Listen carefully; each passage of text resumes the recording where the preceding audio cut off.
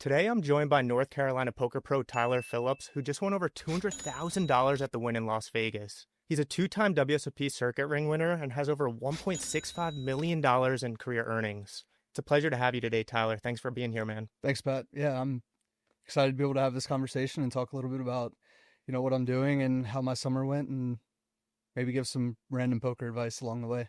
Awesome. Happy to have you here, man. And I'm just going to start off with the cliche question. How'd you get into poker? What hooked you about the game? Yeah, so it's kind of weird. I'm 33, which is not young, but it's not really, old for poker. A lot of the guys that started around the moneymaker age are like a little bit older than me.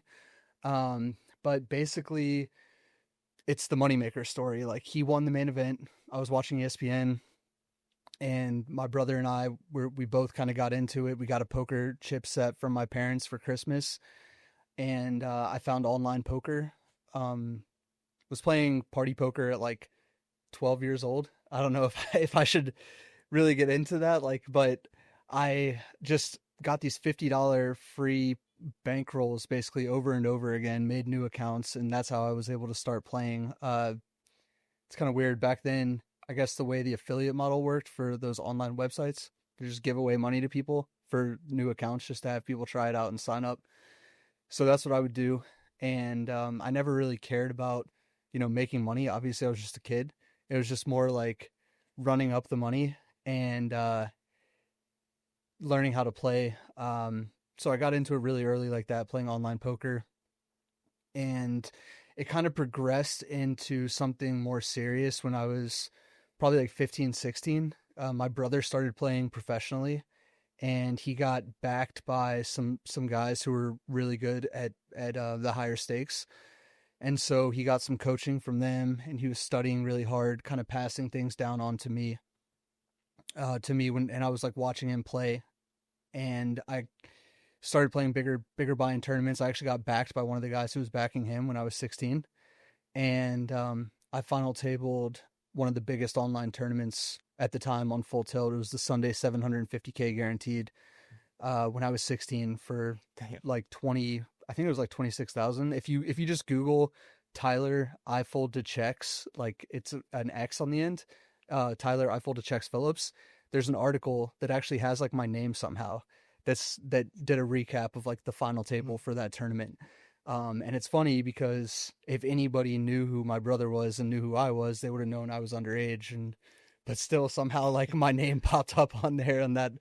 So I've been playing for a very long time, and most of the credit goes to my brother for getting me on more like of a serious, professional path at that time. But then I went to college. I kind of dropped off from playing poker a little bit, and really started, like, it was weird. My first tournament I ever went to for live poker, uh, in Vegas. I Not the first one I ever went to, but I guess the first one that I kind of like was going and playing a full series and like taking seriously. I was 21. My brother, he was already like well established. Like I said, he was backing me for the summer. And the first tournament I played was a $200 daily at the Wynn, and I won it for like 10K. So it was like the first real live experience I had. I just won a tournament, and that kind of got me like started for a little bit into playing like bigger buy-in tournaments. And yeah, I mean, I stopped playing because one, I had a really bad summer, like that first summer I went out, and I was, young. It was like took an emotional toll on me, honestly, to go out and be backed by my brother. I probably lost like $25,000, which was a ton at the time. Now it's like one stop for me. You know what I mean? Can be minus 25K, but um, I focused more on college. My parents, they weren't into the idea of poker. My brother kind of got out of poker, which, um, you know, kind of stopped me from having somebody to talk to all the time about the game. And like I would literally go over his apartment and we would just play a full session, and then we'd play Call of Duty afterwards. Like he didn't, it wasn't like that anymore. Like he just got out of the game completely and didn't really want it in his life. And so that was kind of for me for a little bit. I kind of got out of it too. And then when I started my own business on Amazon, I had more free time, and that's when I went in like 2018 to Cherokee, had some success, and then from that point I've just like kept it rolling. So long story, but that's kind of the origin story of everything. Basically, online poker. Tried to transition to live, didn't work. Finished college, then had more free time. Now I just play live poker. Yeah, no, that makes a lot of sense. You hit that 26,000 on full tilt right off the bat. You're like, "Oh shit, this game's awesome. Like, Yeah, let me learn more about this." Plus, you have your brother in the mix, that's a bonding experience. Good person to lean on for experience and, inspiration, strategies. And I could see how once he walked away from the game a bit, you naturally walked away from the game yourself. Plus, back then, I feel like there just wasn't as many people in forums like Discord. It's way more of a community game now, I feel like. So I get to see why that, brought you back eventually with more free time with the drop shipping stuff. So yeah. yeah, There was actually back then. I mean, I don't know if you ever heard of 2+2. It's still a forum that's around today, but like that was the forum yeah. everyone went to and kind of the community, and then you'd have your like AOL Instant Messenger groups and stuff. Like it was still using that back then. Um, but yeah, like it is different now for sure. I feel like I mean my network's bigger. Like I have a better support system in terms of being able to talk hands with people and keep my confidence up and stuff when things aren't going my way. I have like a Telegram group or multiple Telegram groups with like different friend groups and stuff like that. And I guess just having a little bit of success too now the past few years has given me more confidence to keep going and all of that. So yeah, But yeah, that's where our paths converged. You mentioned in 2018 is when you started going to Cherokee. I moved to Charlotte, North Carolina in 2015. Same as you. That's about the time I graduated from college. I grew up playing with family, but kind of lost touch with the game for a while. And then I saw they were running WSOP events a couple hours away, and I was like, oh, wow, I got to go check those out. yeah. So it sounds like we had a pretty natural progression into that live tournament scene, and you kind of took that and never looked back because you won your first ring. What year was that? I won my first ring 2019. So it was, I mean, the thing is I only basically went to Cherokee Hmm. from 2018, and then 2019 I did like a few extra stops, but it's pretty much always been only Cherokee for WSOP circuit stops. So I haven't put in like a ton of volume, and the field size at Cherokee, those are big events, so it's just like you're not just gonna bang out rings all the time like these people that go to every single stop and play like a 50 person horse event or something like that. I'm not taking anything away from Ari Engel. Like he's obviously a great player, but like a lot of his rings have come in like smaller mixed game events where it's just going to be hard to do at Cherokee. So yeah, that was an insane year for me, 2019 at Cherokee.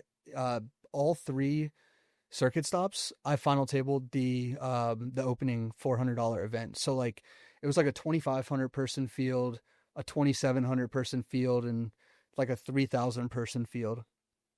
And I final tabled all three of those in the same year, which is insane. And like I won one, I got like fourth in one and seventh in one. So Yeah, for anyone who's been to Cherokee, that's like insane. Like making the final table once might happen once in a lifetime. Three times in 1 year, that's unheard of. all yeah, it was crazy. I mean I ran.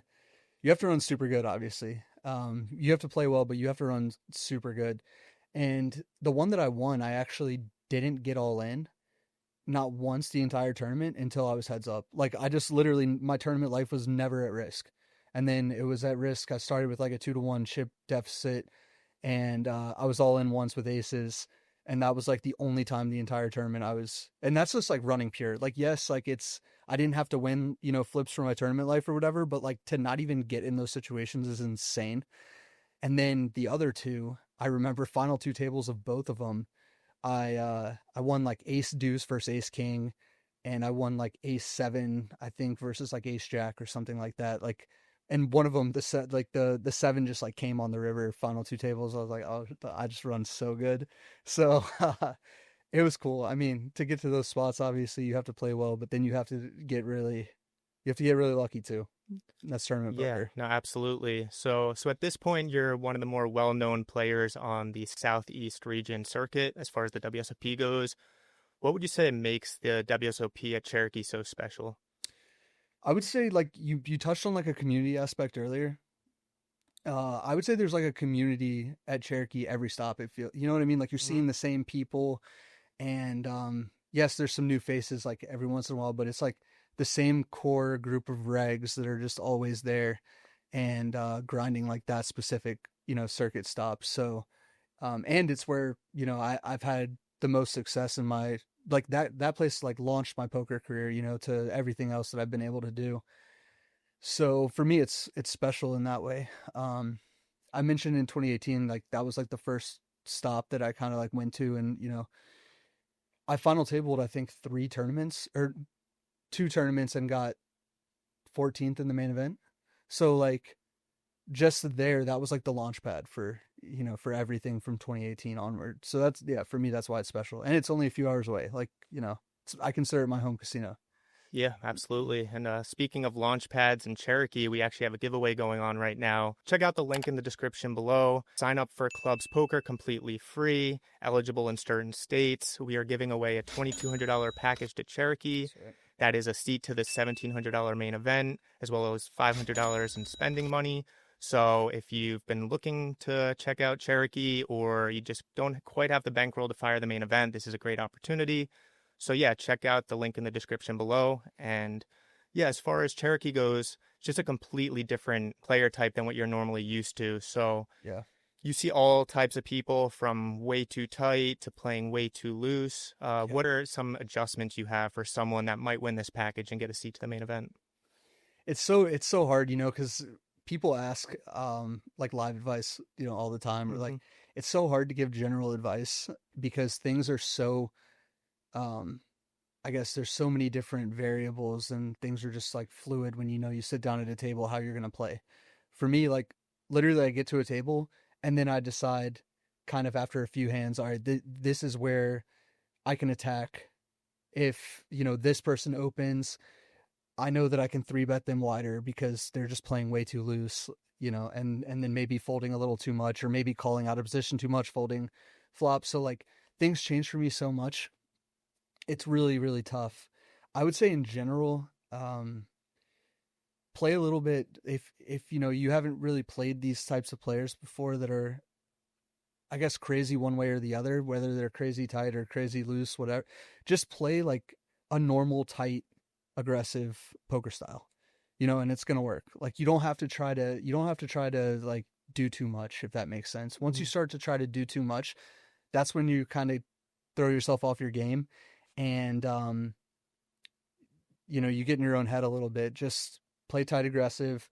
As I mentioned to you before, when people play back and at you, like when you've shown aggression in a hand, they usually just have it. Like they're not like sophisticated bluffers finding, some rare bluff with bottom pair that, whatever, they're turning something into a bluff.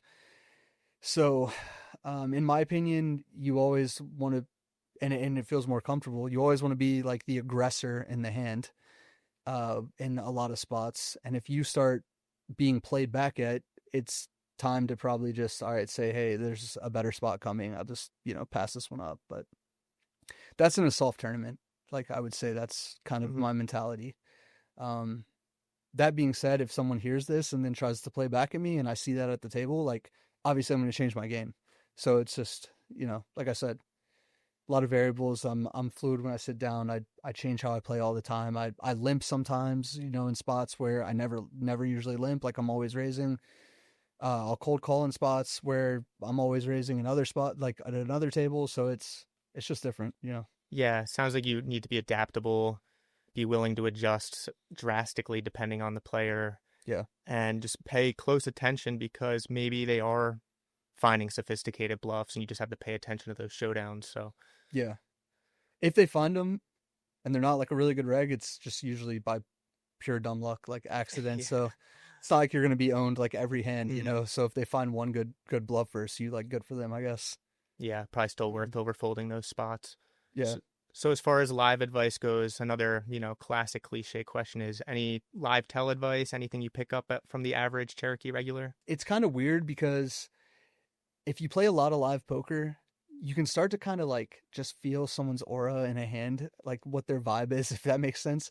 If their, shoulders are slouched and they look really uncomfortable and they're on the river, like making a bet. And I mean, you can kind of look at him and be like, wow, he looks like really, really nervous here, like really uncomfortable. And you have to kind of decide, all right, is he like anxious or something because he has a big hand?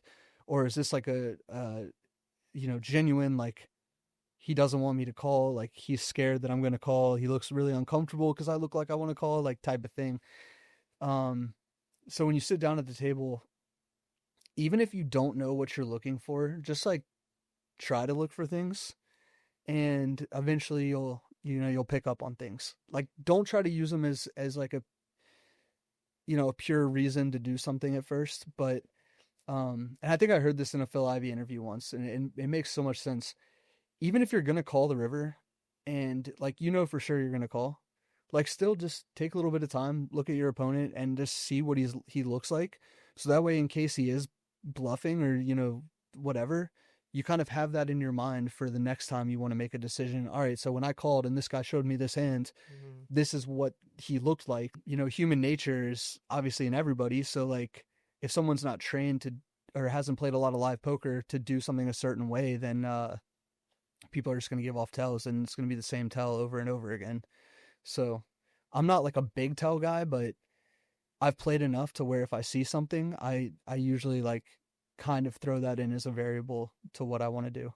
Yeah, no, makes a lot of sense. And just paying that extra bit of attention is crucial, especially when so many people are just on their phone watching the sports game, Yeah. whatever. So, Yeah, like I guess one thing I'm thinking about now is just like the timing of the way people do things. Like if they're just calling real quick or betting really fast, like, you kind of have to read into those situations a little bit and kind of try to decide what that means for that particular person.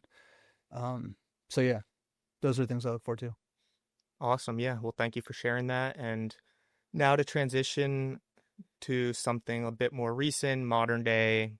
You playing poker still, getting back into it, had a bunch of success at the Cherokee. You actually won your second ring this last year, right? Yeah, PLO 8. PLO 8. When was that? April, May, something like that. I think it was the May series, right? And that kind of led you into the summer at the WSOP, where all of a sudden you're firing these stud events, firing these various mixed events, and people are like, oh, didn't realize Tyler was a mixed player. Yeah. And then you made a couple final tables, right? Yeah, so I final tabled. So yeah, the first tournament I actually played was the '08 at the Wynn, and that was an $1,100 buy-in with like 150 people or something. I final tabled that like as the first tournament I played out there, and then a couple days later I final tabled the 1,500 stud WSOP. Got third for like 40 something thousand, like 42, 41, something like that. And then the very next tournament I played, the No Limit Deuce to Seven, which is a game that I like rarely play. It's Mm-hmm. only when it's in like a 9 game mix or something, and I'm playing that I play it. And I played it. I played it a little bit on clubs poker in like a cash game format. But yeah, I got sixth in that. So it was like back to back to back, basically. Final tables right out of the gate. But yeah, it was. Uh, in my opinion, heaters are real, and like when someone's running well and they're playing well, it's just kind of a momentum thing. And so, really, the last few months, I went to Choctaw, played the WPT there. I final tabled the mini main like 1K that they had, and I got sixth. I think it was like 15K or something. And I actually decided I lost the main, like the WPT main, and I was gonna fly home. I was gonna drive to Dallas and fly home, and instead I called my wife and I'm like, hey, I really feel like I want to go play this PLO 8 event at Cherokee. And I've the times I've played it, I've gotten second the first time it ran, 18th, and then fifth. And so it's just like a tournament I know that I have a good shot of going deep in. So I actually changed my rental car plans, called my wife and was like, hey, I'm gonna drive to Cherokee. I'm just gonna play this one tournament and then I'll come home. Because she works and I have a kid, so it's hard for me to, go back to back to back with these trips. And so I drove to Cherokee from Choctaw. It's like 12, 13 hours or something, maybe a little bit more. And I played the one event, won it, went back home. couldn't play the main because I think we had a wedding to go to or something. So I came back for the high roller, got 18th, and then went out to Vegas and just those three tournaments like back to back to back. Just Damn. so it was crazy. I mean, the heaters are real, for real. And the thing that's even wilder is I went home I went home for a little break, and I don't play much online anymore. Like I just play like kind of bigger tournaments. And in that like 10-day period that I was home, I played Club WPT Gold for a little bit, and I ended up winning like 115K in like a week period just from online poker. It was nuts. So I think the biggest score was like 62K from a $2,100 bounty tournament, and I ended up just randomly deciding to play that and then like won it. It's crazy. So it's just it's insane. Man, and that's more results in the span of like 2 months than some people have in an entire career. So you're clearly doing something right.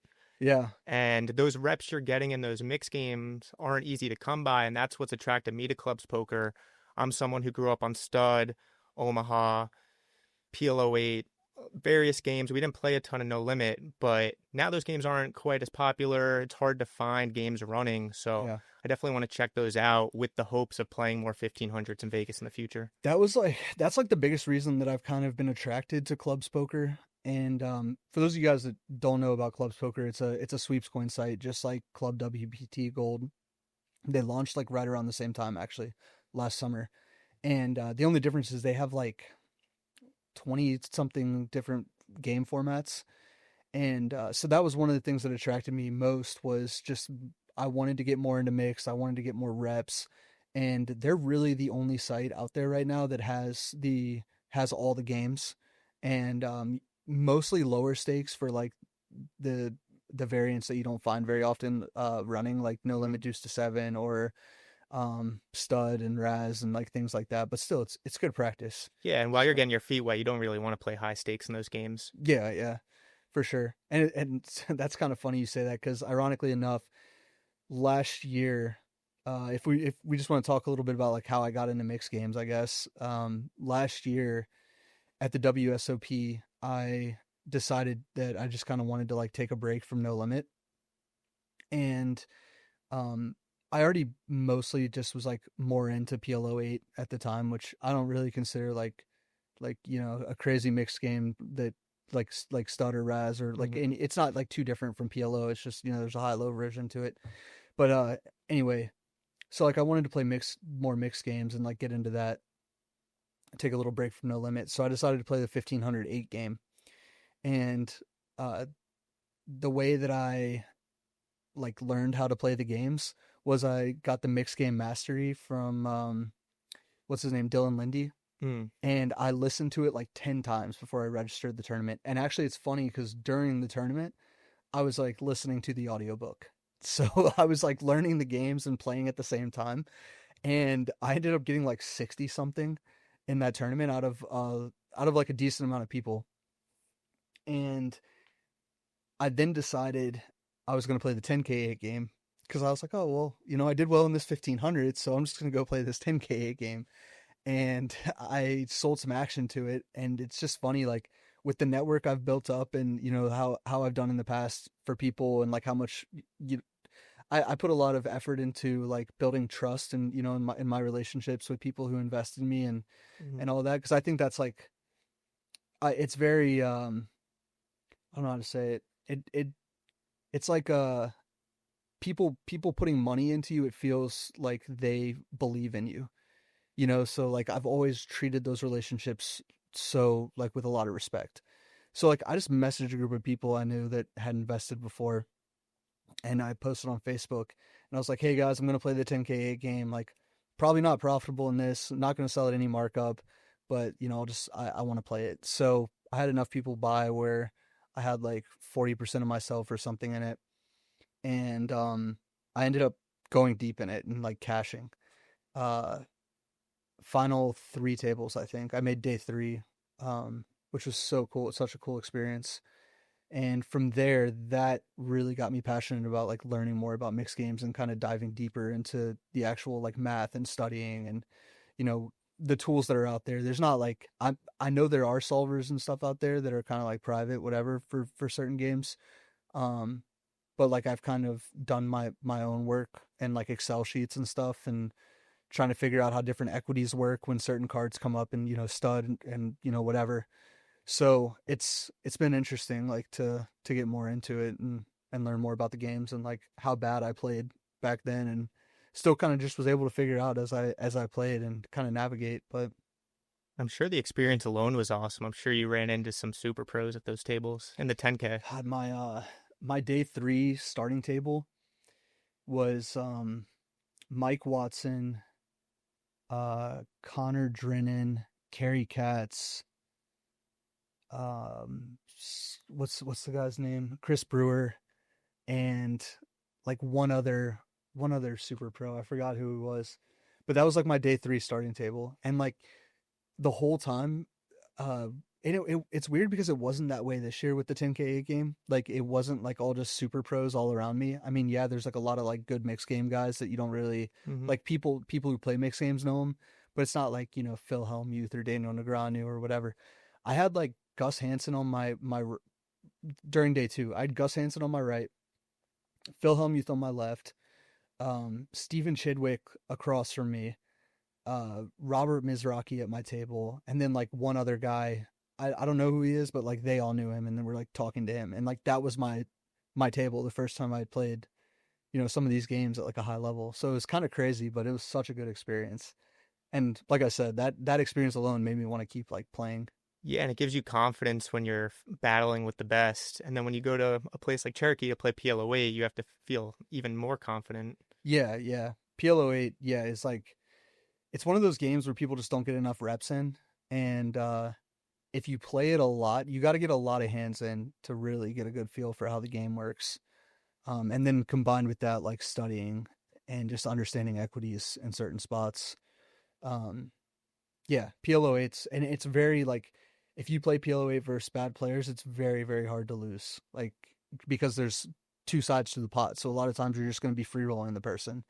And in order to get scooped, they're just going to have to like runner you, like those types of Right. situations. So Yeah, from what I understand, if you play the game very, very well, it's a lot lower variance than other variants. yes, it's one of the most fun games to play with bad players because you just win all the time, like no problem. But when you're playing with a table full of good players, it's like one of the most boring, like tight games there is. Yeah, the Because bubble in the 10K is probably very slow. yeah, yeah, I can't. I don't. I made the money of the Big O this year. I didn't make the money of Mm. the 10K PLO8, so I don't know about that. But both years that the 10K8 game happened, or that I played those both years, the bubble was like 2 hours long each year. It was like last year and this year. So it's crazy.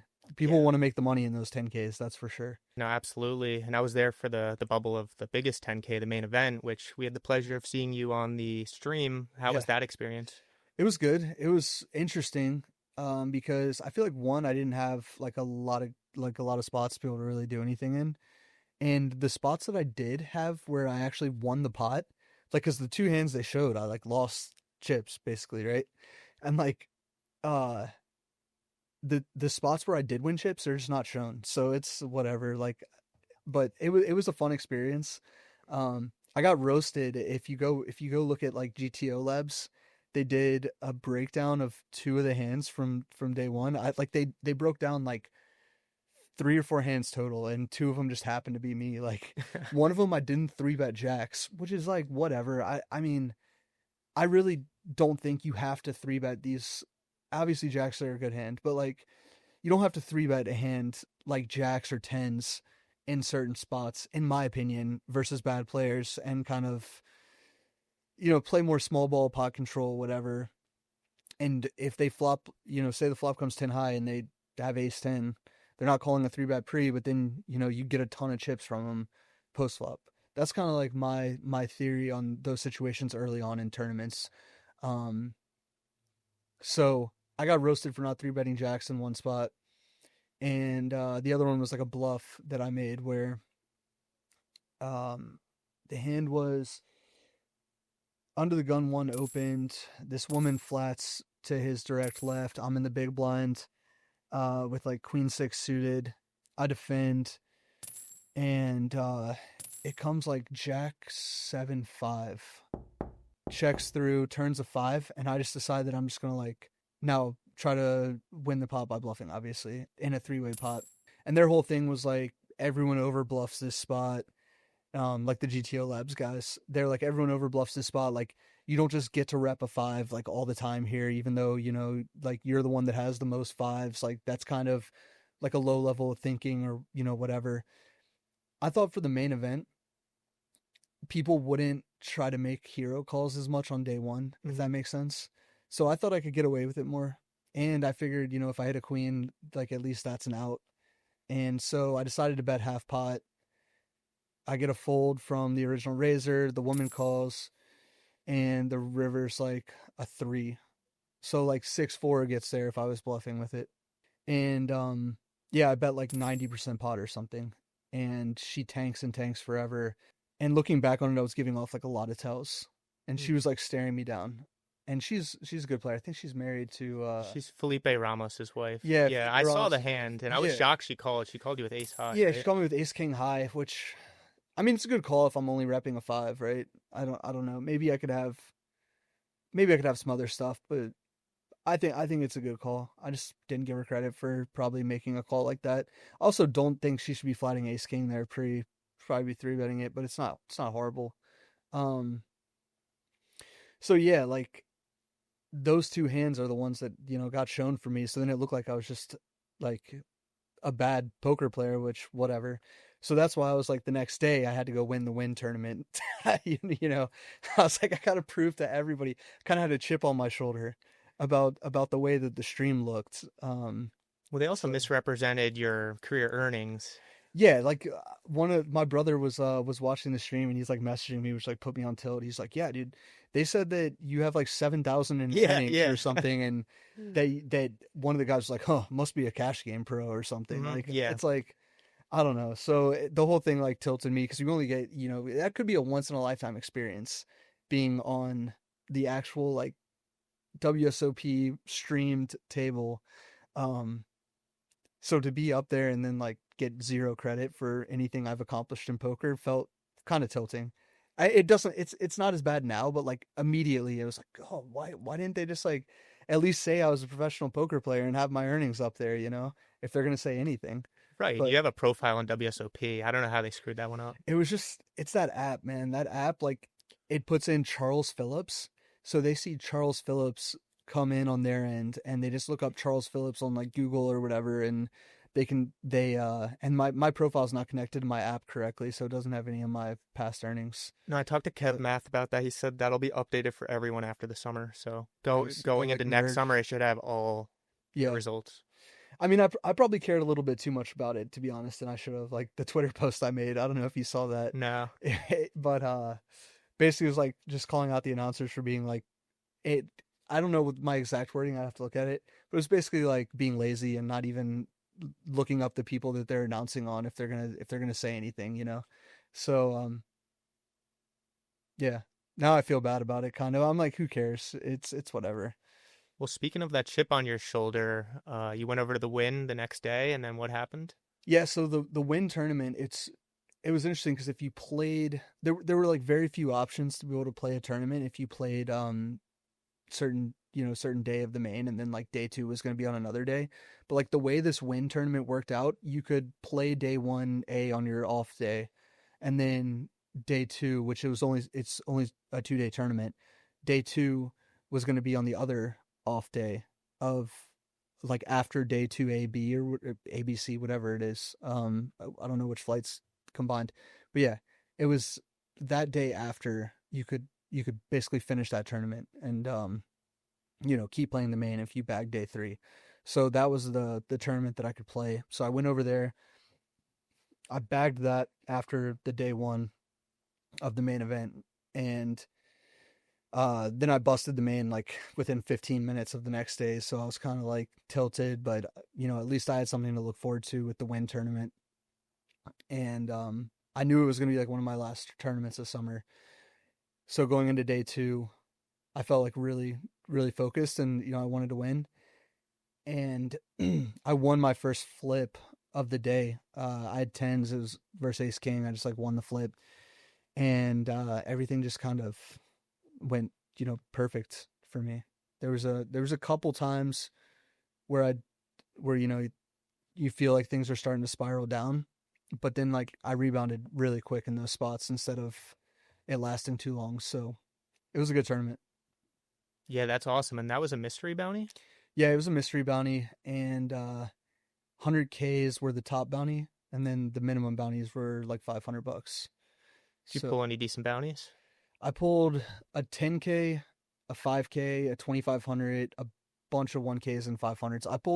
I think I pulled the most bounties in the entire tournament and just like ran, half of the EV that I should have run. So Mm. that's how mystery bounties kind of work, though. So, as someone who's never played a live mystery bounty, is the amount they report on Hendon Mob just what you cash for, or does that include the mystery bounties? Yeah, it doesn't include mystery bounties, so it's just the amount you cashed for. So that overall, that tournament, I cashed for like 241,000 or something, Oh, wow, a little bit nice. more than that, and 212 of that was like the chopping or whatever with Hmm. the final six. So I actually got my trophy here, so Hell yeah. I decided to bring it. It'd be a cool prop.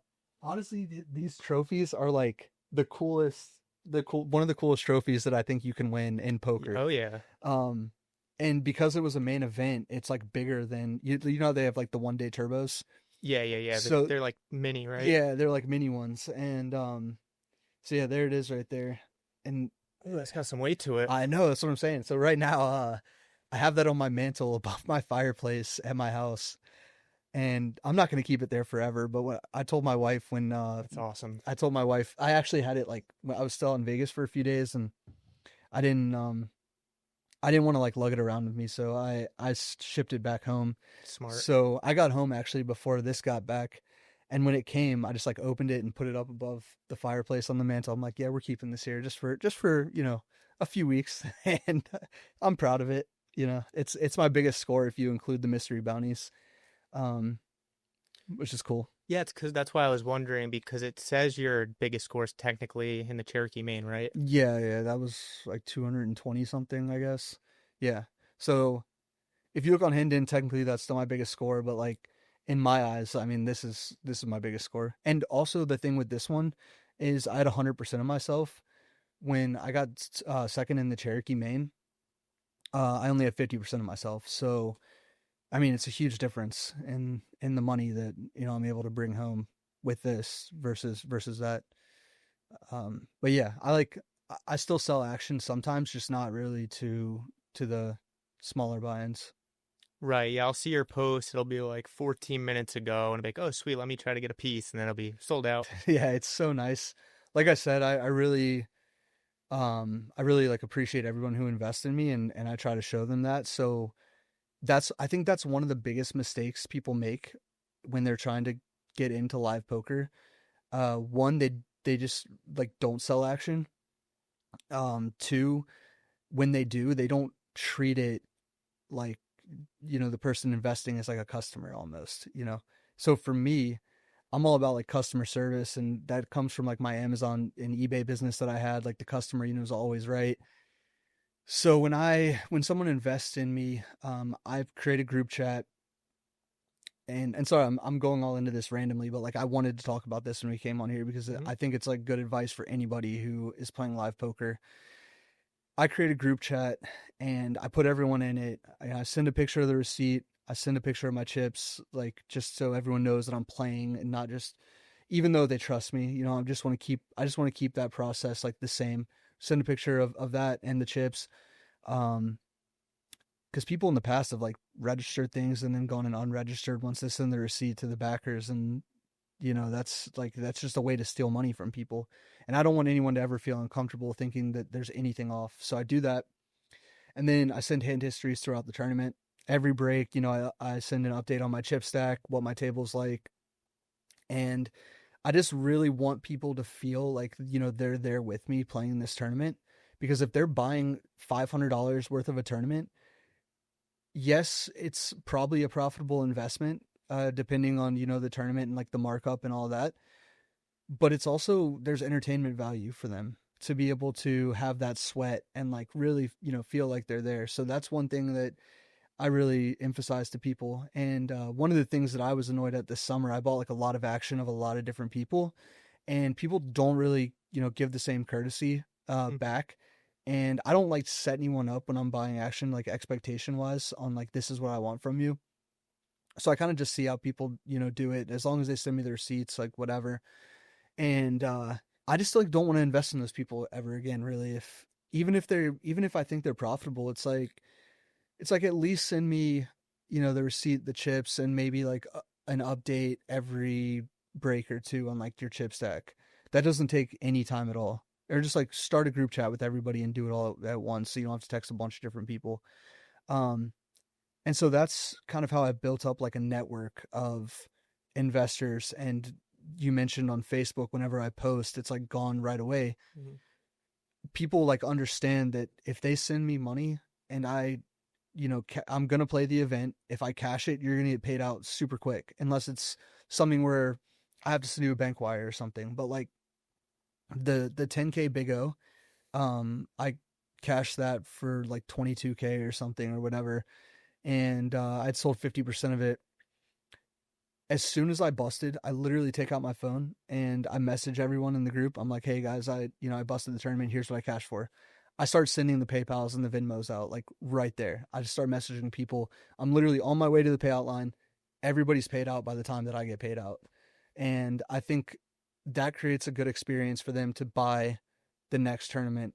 They're not going to question a 1-3 markup on me, or 1-3-5 or whatever I decide to do, because they just had a really good experience buying the action, and they know that like in most of these tournaments my ROI is probably higher than 30% anyway. So um yeah, that's just some advice for like people out there who are trying to sell action. And it honestly, selling action was what kind of got my poker career to where it was, because the variance is just so low when you sell at a markup.